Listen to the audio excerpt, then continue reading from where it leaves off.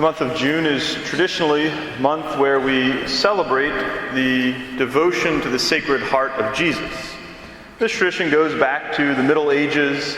The past few hundred years has sort of been brought more into the light. In the 1700s, it was allowed to be celebrated in certain dioceses throughout the world. And then towards the end of the 1800s, it was raised to the level of a solemnity, the highest celebration. And it was allowed to be celebrated all over the world universally. Now, there's this new phenomenon of June in the world being promoted as Pride Month, right? Promoting the LGBT movement. And for the past few years, I've been thinking about this idea of June traditionally being devoted to the Sacred Heart and this new phenomenon trying to be pushed of pride. And first of all, I want to sort of make a little distinction between people who identify with this pride movement and people who identify or who struggle with same-sex attraction. Right? Struggling with something, trying to work through it is very different than committing ourselves to living a sinful life and trying to promote it. Right, those are two very different things. And so I'm going to sort of focus more on the position of vice. Right? People who perhaps struggle with these attractions and willingly give in to them and live this particular lifestyle. Right? So that's going to be sort of the approach I'm going to take. And the reason why I bring this up is because this promotion of the pride agenda and this celebration of pride is trying to replace devotion to the Sacred Heart. It's trying to replace religion in general. Right? And so we'll get into this a little more later on. Right? It's significant that the leaders of that movement chose that name. Right? They could have called it anything they wanted to. They chose the word pride. And I think that this is part of the underlying reason why the people behind the pride movement are generally hostile to anyone who doesn't agree with their agenda. Anyone who doesn't agree with the way that they've decided to live their lives.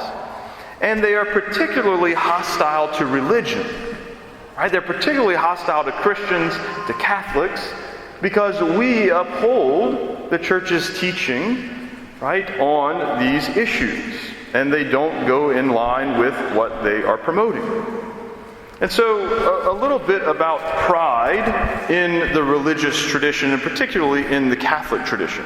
So pride is one of those 7 capital sins, one of the 7 deadly sins. And St. Thomas describes or defines pride as a desire to be more than we are.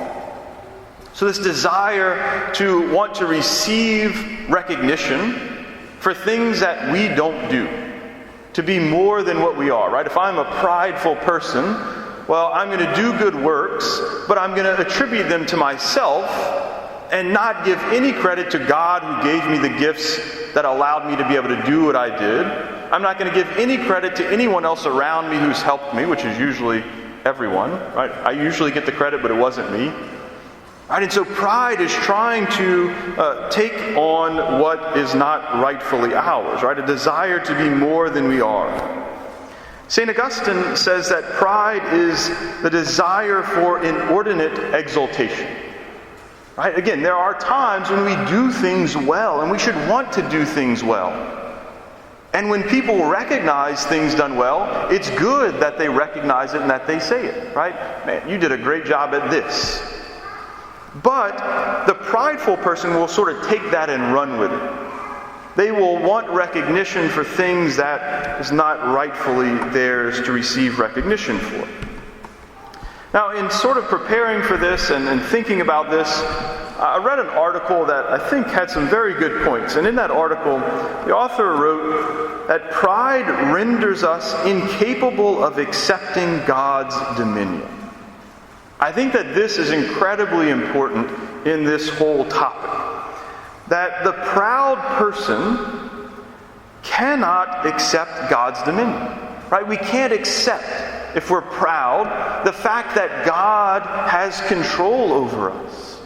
Right? I want to have control over myself. I want to do what I want to do. And no one is going to tell me what I can or cannot do, including, and a lot of times, especially God. Right? And so we just sort of throw God away if we are a proud person. And again, we see this in this pride movement.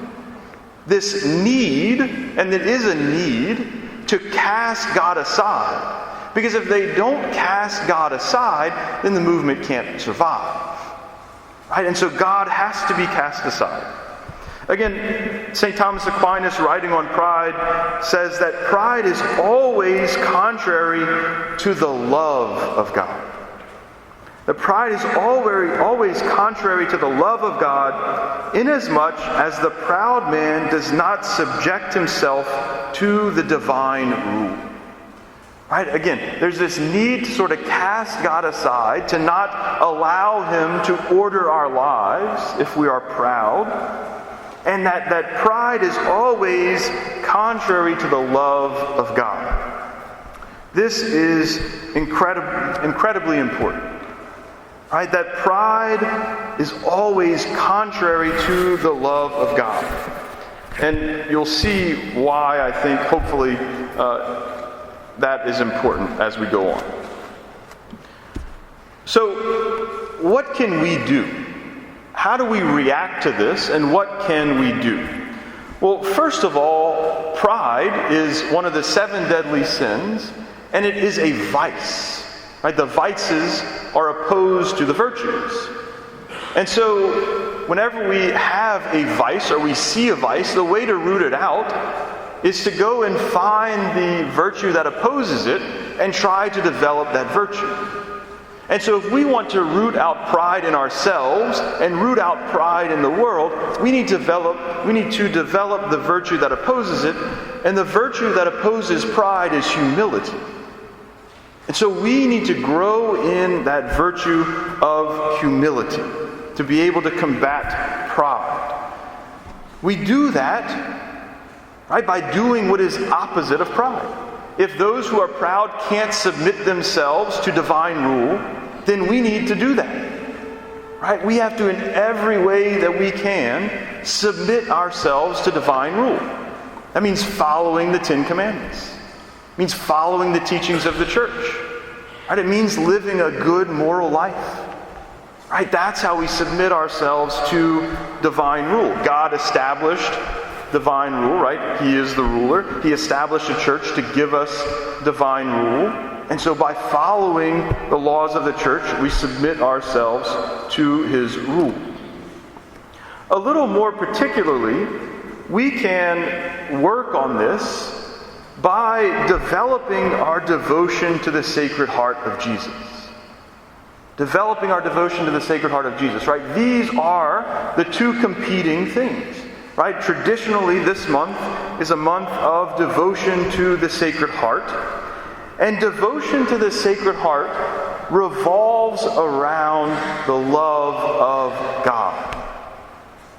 Right? The Sacred Heart of Jesus is the ultimate symbol of God's love. That God would go so far as to become man, right? To take on our human flesh, to die on the cross, and to allow His heart to be pierced.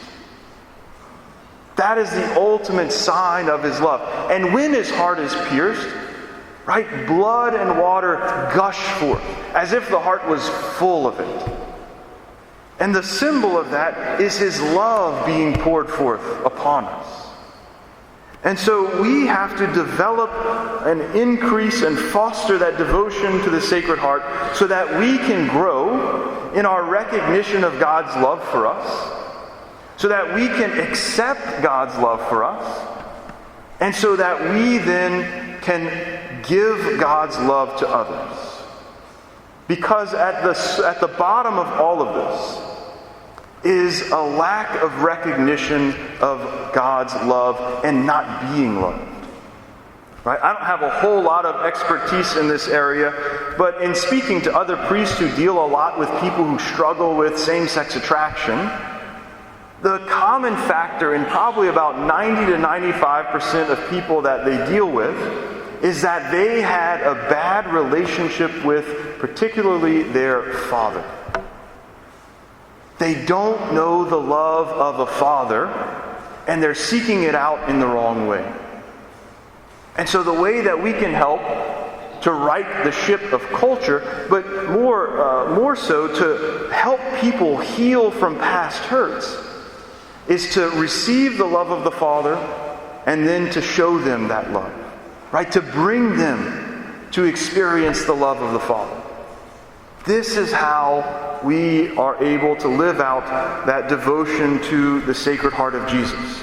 By experiencing God's love, and then by leading others to experience that love too. All right, so we all have our own vices. We all have our own sins that we deal with. And so we need to more and more move from maybe a place of judgment or hatred to a place of compassion and love. Right? That doesn't mean overlooking sins. That doesn't mean just saying that whatever you want to do is fine. But to be compassionate means to suffer with. And so people who are struggling with these sins of the struggle of same-sex attraction and perhaps committing sins in that need our compassion. Right? They need us to try to understand why they struggle with that. To maybe get to the roots of those problems and to suffer with them from some hurt that they've experienced perhaps.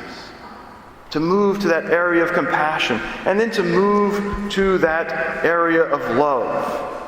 Right? To bring them to understand the truth and the beauty of the church's teachings on this.